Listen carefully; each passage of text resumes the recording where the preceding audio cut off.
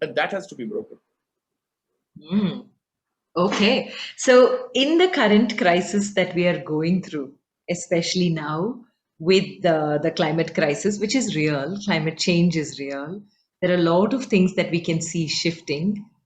Where do you think conversations need to be? And how do you think institutions, the younger generation who are now entering into the workspaces, entrepreneurship, all of this, can they meet? And if they can, what should the revolution be? I think, see, what has happened is we scare people away Yeah. and saying that the problem is so large, and then, oh, what can I do? It's too large. It's beyond me. Or you say that, okay, I know it's scary. Is it going to make a difference?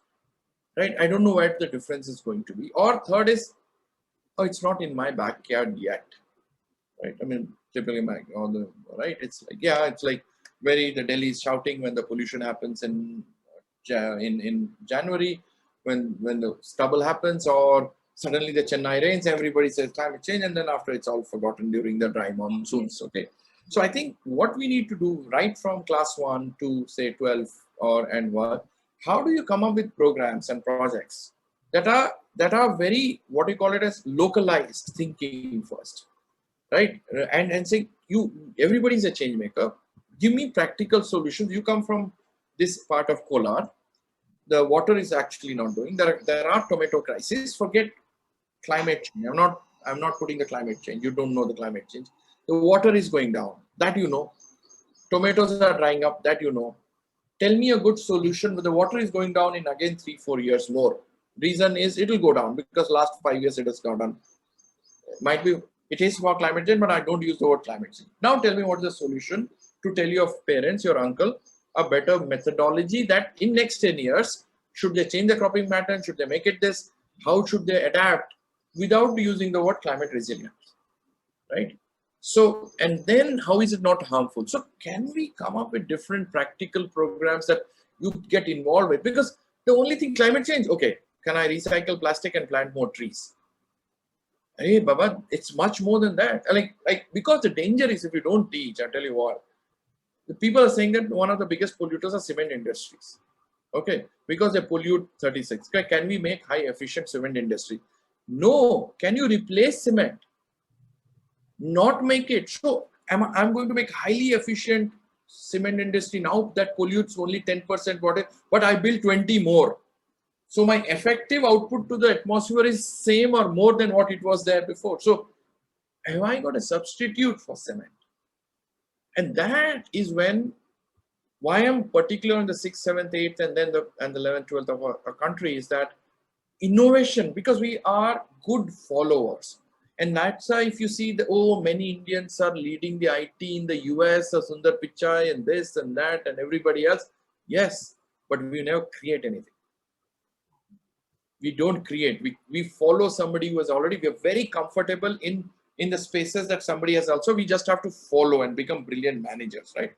We don't innovate and we don't push the buttons per se. So that is why I'm saying that change will happen when we start localizing programs, making understandable.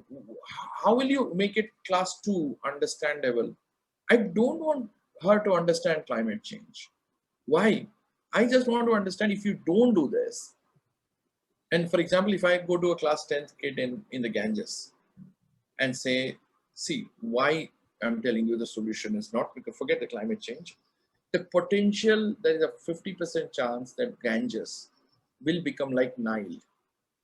And the way they done, I'm just story of Nile, I'm going to tell about these stories. And then they realize that this is very similar to the Ganges story, what they have been in the last 5 years.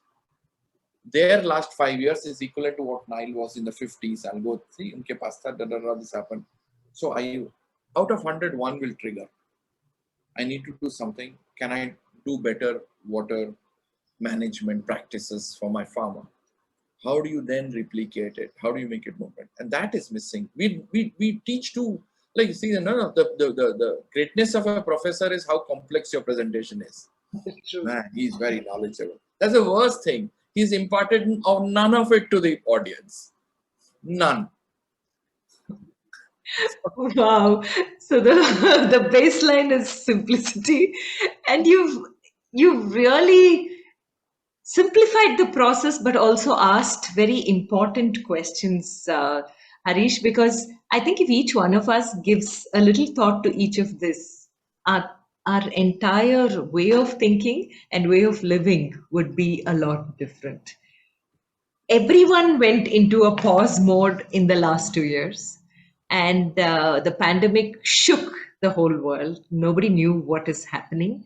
Now, slowly, things are coming back to a new normal, is how they call it, but the perils are people may forget the lessons.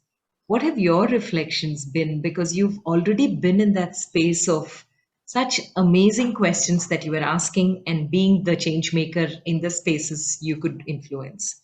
What has it been for you? See, it's been a big learning. That what you use the word, no, that everybody literally went into pause, and that was scary because, like, from work from home or okay, it's a lockdown, right?